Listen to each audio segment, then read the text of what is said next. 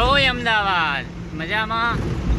જો મિત્રો, અમદાવાદમાં કેવી મોટી મોટી બિલ્ડિંગો બને, નજરે નહીં પકડતી. આપણે અત્યારે બોપલ બ્રિજ ઉપર છીએ. જો કોઈ ભાઈ આવ્યા હોય તો કોમેન્ટમાં લખજો, બરાબર. બોપલ બ્રિજ ઉપર હોય અને આ બિલ્ડિંગ અને મહાકાલ તો જો અહીંયા તો લાગે આપણે વિદેશમાં આવી ગયા. હો ભાઈ, વિદેશ જો મોલે પેલા જો એક ને એક ચડિયાતી બિલ્ડિંગો ને આગળ એકદમ કાચની બિલ્ડિંગ દેખાઈ રહી છે. એ પણ તમને બતાવી દઈએ અમદાવાદની અંદર. અને બધી મોટી બિલ્ડિંગ બને આગળ જોયું. કેટલો સરસ રોડ છે, કેટલી સાફ સફાઈ છે. એસપી રિંગ રોડ હોય ભાઈ, બધે આવું નથી, આ બોપલમાં જ આવું છે. બાકી રિંગ રોડ ઉપર તો ત્રાસ છે બાઇકોનો ગાડીઓનો, પણ આ બોપલ રિંગ રોડ ઉપર બહુ થોડુંક સારું છે.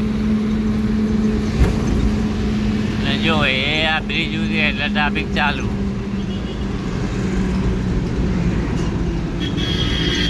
હા હા, મારું જેવાના ત્રાસ છે હો પેલા, ગમે ત્યાં ઘૂસી જાય. એટલે મિત્રો, તમે પણ જો અમદાવાદ આવ્યા હોય તો કોમેન્ટ બોક્સમાં લખ્યો કઈ જગ્યાએ આવ્યા હતા. મારુતિવાળાથી કોઈ હેરાનગતિ હોય તો પણ કોમેન્ટમાં લખજો. મારુતિવાળાનો, રિક્ષાવાળાનો સરસ છે ભાઈ, ગમે અહીંયા જતો રહે. આગળ કેવડી મોટો ટેવર જાય.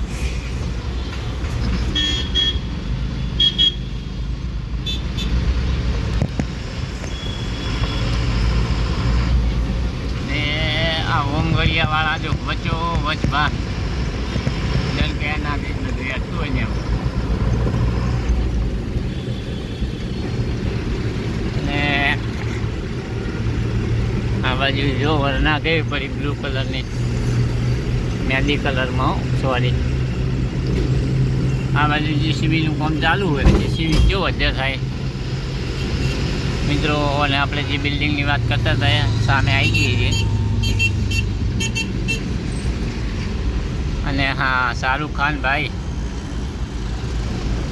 હા હતા કાચ કેરા કચકા. આ જો ફોર્મ હાઉસ બાપુનું એક નંબર. હવે ભાઈ કઈથી પૈસા લાવે જ નથી ખબર પડતી લોકો હે. અને આપણે તો ગાડીઓ ચલાવીને ફોલોવર માગીએ તોય કોઈ આપતા તૈયાર નહીં. અને જે બિલ્ડિંગની વાત કરી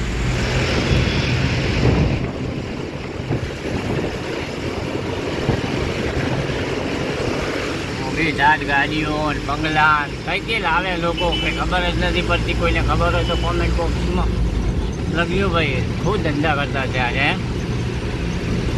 જય માતાજી.